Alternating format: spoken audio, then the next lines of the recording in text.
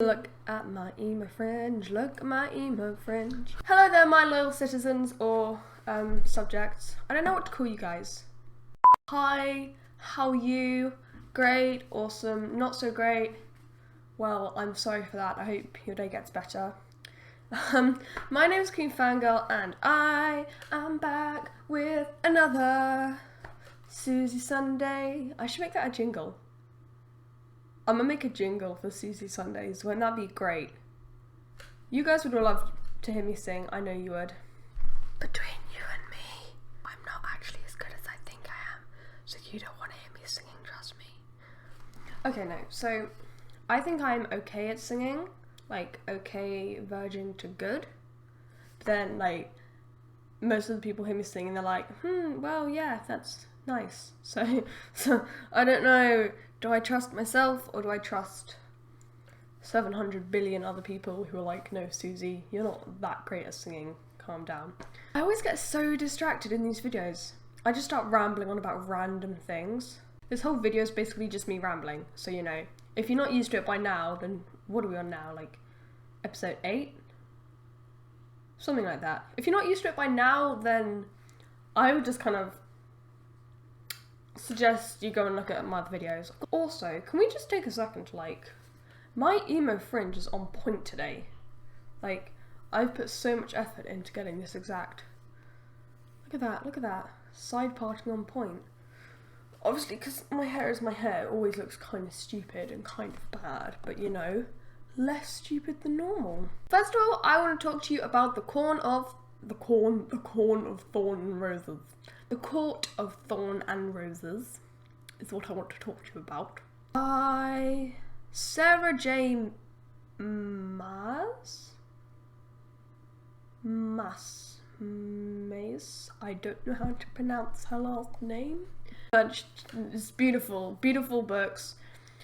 I've read 2 series by her. I've read Court of Thorn and Roses and I have read Throne of Glass. So first of all, I'm going to talk about A Court of Thorn and Roses, which also has a sequel, A Court of Mist and Fury. Does it have a third one in the series? I don't know. So I am going to be spoilering. This is going to become a thing, okay? I'm going to make a thing where I'm going to start talking about a certain topic, but I will put a little annotation that should be popping up on your screen sometime about now, which will let you skip to when I finish talking about it. You don't have to have the spoilers for the particular book. You can just skip straight past them and that would be great. I love this series, The Court of Thorn and Roses. I need to keep saying the series over and over again. But yeah, I love this series and I particularly love the second book because the character development is just awesome. In any other book, Feyre, the main character, would have ended up with Tamlin, who was her love interest for the first book. But she doesn't. They go through some terrible stuff. I don't know why I'm kind of half spoilering and half not spoilering. Basically, but you'll know this if you've read the books. She changes, and Tamlin is not the right guy for her anymore. And she begins to even question if she loved Tamlin in the first place. And I love that because I have wanted to do the same thing in one of my books before, in the fact that a character falls in love with another character because no one's ever shown them any sign of like affection anymore, so they fall in love with the first person that does. And I just love that concept because it's real, because real life is not you fall in love with the first person you meet and it lasts forever and you're super happy. And I just love the books for putting up with Rysand because I ship her with Rysand so much. If you don't ship with Rysand, that was immediately one of my OTPs. One of my 1-2 pairings. Basically, you don't just have one OTP, let's be real. They have a beautiful relationship and it's just also beautiful and everything's beautiful and then it's just me and I'm ugly. Let's be real. It's a realistic book in the love, but it's still totally out of any of us normal people's league. Like, I'm never gonna have a relationship as perfect as Faysand, and that makes me sad. No, I'm sure I will, and it'll be like beautiful and love and stuff, and then we can go out and assassinate the evil people and be super badasses and do flips and be good with swords and stuff. That would be me, totally. Yeah. No. Okay, that was basically all I wanted to say about the books, was that I love the character development and I love the ships.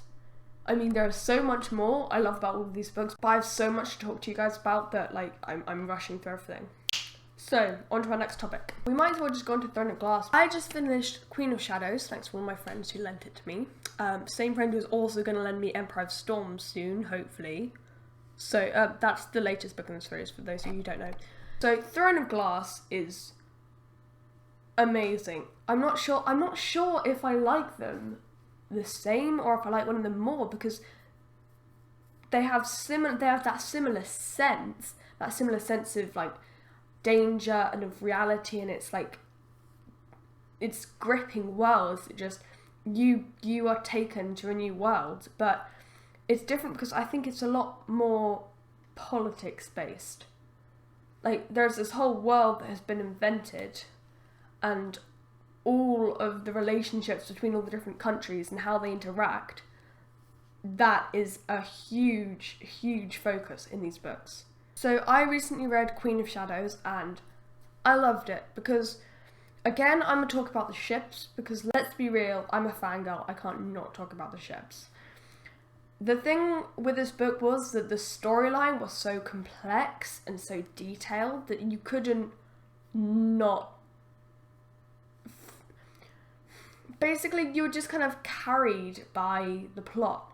Like, it was like a torrential river and you were just swept along with it. There was no time to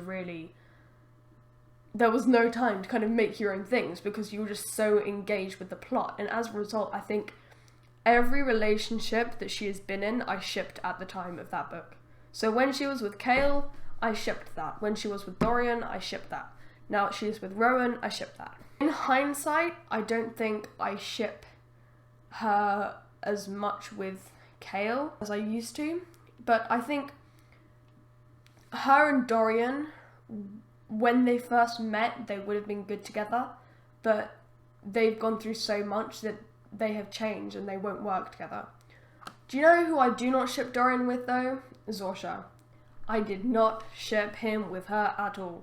The most interesting thing about her character was introduced on the page that she died. The fact that she was actually a spy, I mean. But she was just a boring character. Like, I felt like she was just kind of there so Dorian could move on. She was like, oh yeah, I'm a really nice person, I'm a healer. She was just a boring character to me. There are two main things that my friends think, or one of my friends, or some of my friends think, that I'm going to talk to you about. First of all, one of my friends now, like, does not like Kale. Like, she thinks he's really annoying. And he was kind of annoying in Queen of Shadows, but I think he did what he had to do, and he couldn't trust Selena. I mean, let's be real. After everything that had happened, I wouldn't trust Selena. But he ended up being wrong, and then he admitted that he was wrong, and he was sorry about the fact that he was wrong. And that was cool. My voice is really croaky today. Second of all, some of my friends, or one of my friends, ships Manon with Dorian. Which, you know, I can kind of see because, like, she went back to check up on him, and he remembered her name, and they were kind of flirting.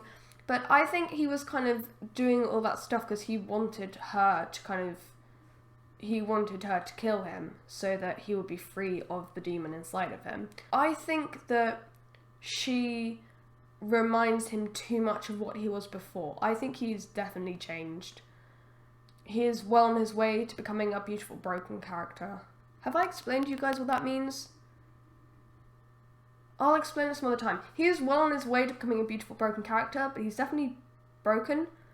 I don't know if he's beautiful yet, because he was beautiful before, and I don't know if he's beautiful still. I think she will remind him too much of what he was before, like that kind of fiercely independent, confident, bit sassy character. And I think after Zorsha, if he really loved Zorsha that much, then it may not be too much of a different character. I don't know, it could work. Like, her fieriness could kind of bring him back. Like, I have a feeling in the next book that people are going to treat him, like, really gently because they don't want to make him upset. But I guess I could see if she treated him like he was normal, that could get him to become normal again.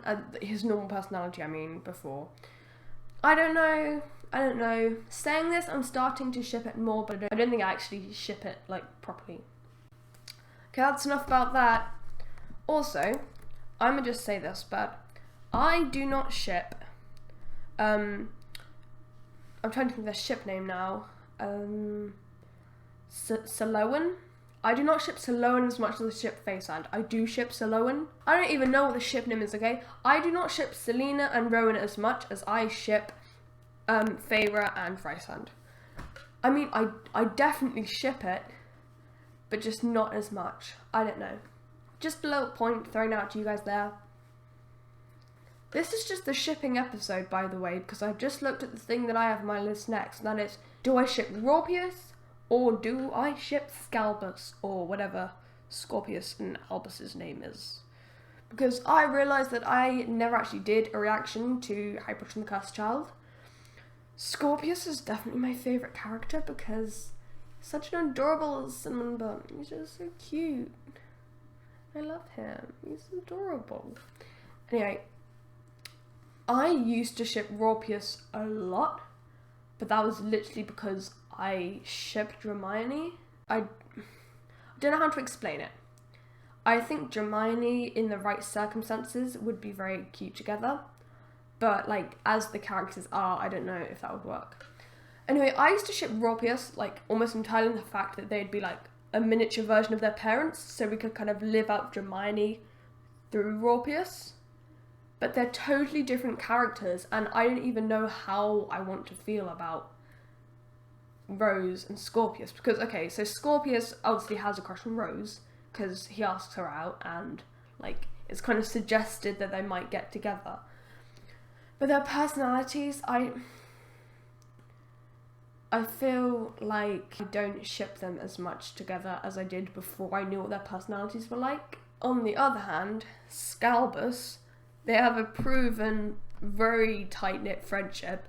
Literally, thinking of Albus drove the Dementors away from Scorpius. There's so many other moments, I can't think of all of them off the top of my head, but there are so many moments where it's like they would be a cute couple, and I know people on the internet ship them, and I don't know if I ship them yet.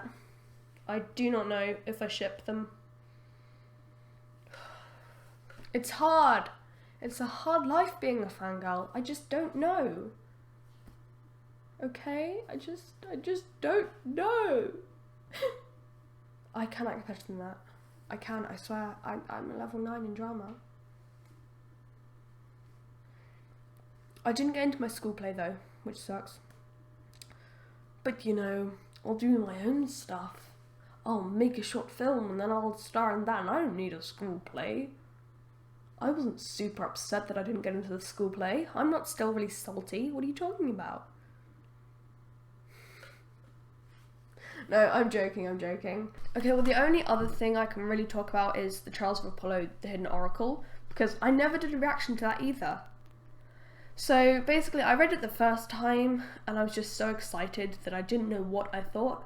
And then I read it the second time, and then I had some more thoughts, and then I kind of reread parts of it the third time. So all in all, I really liked it.